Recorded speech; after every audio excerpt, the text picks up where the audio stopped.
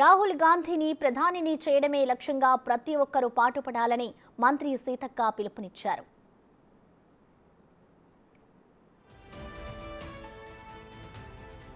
నిర్మల్ జిల్లా భైన్సా పట్టణంలో జరిగిన కాంగ్రెస్ విస్తృత స్థాయి సమావేశానికి ముఖ్య అతిథిగా హాజరయ్యారామె. ఈ సందర్భంగా బీఆర్ఎస్ నుంచి కాంగ్రెస్ లో చేరిన నాయకులను పార్టీ కండువా కప్పి పార్టీలోకి ఆహ్వానించారు మంత్రి సీతక్క.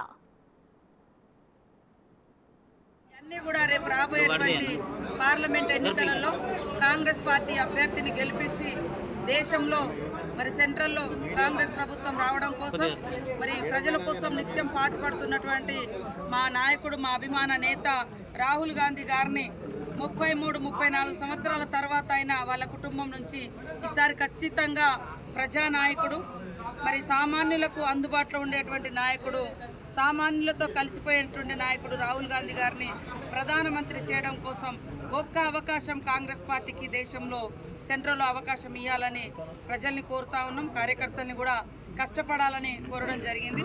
విస్తృతంగా పర్యటన చేస్తూ ఉన్నాం, సమావేశాలు పెడతా ఉన్నాం. ప్రజలకు కూడా కాంగ్రెస్ ఇచ్చినటువంటి ప్రతి గ్యారంటీని అమలు చేసి మరి చూపిస్తూ ఉన్నాం. రేపు రాబోయే కాలంలో సెంట్రల్లో కూడా కాంగ్రెస్ ఉంటే ఇంకా అద్భుతంగా ఫలితాలు వస్తాయి.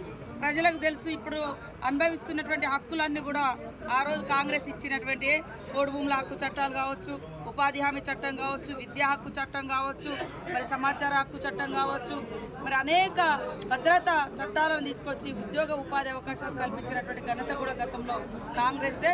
సెంట్రల్లోతో పాటు స్టేట్లో కూడా 10 సంవత్సరాలకు ఒకసారి మార్చాలన్నాం మేము, మార్చిరు. ఇప్పుడు సెంట్రల్ కూడా ఖచ్చితంగా ప్రజలు మారుస్తున్నారు. ఇవాళ చూస్తే 10 సంవత్సరాల కాలంలో బీజేపీ వాళ్ళు ఏం చేసిరంటే మరి కేవలం ప్రతిపక్ష పార్టీలను విమర్శించడం తప్ప వాళ్ళు ఏం చేసింది లేదు. కేవలం మనకు అక్షింతలు ఇచ్చిర్రు, అధికారం వాళ్ళు అడుగుతూ ఉన్నారు. మరి 10 ఏళ్లలో ఏం అభివృద్ధి చేసిరంటే వాళ్ళు చెప్పలేని పరిస్థితిలో ఉన్నారు. కాబట్టి మేము గత 10 సంవత్సరాల క్రితం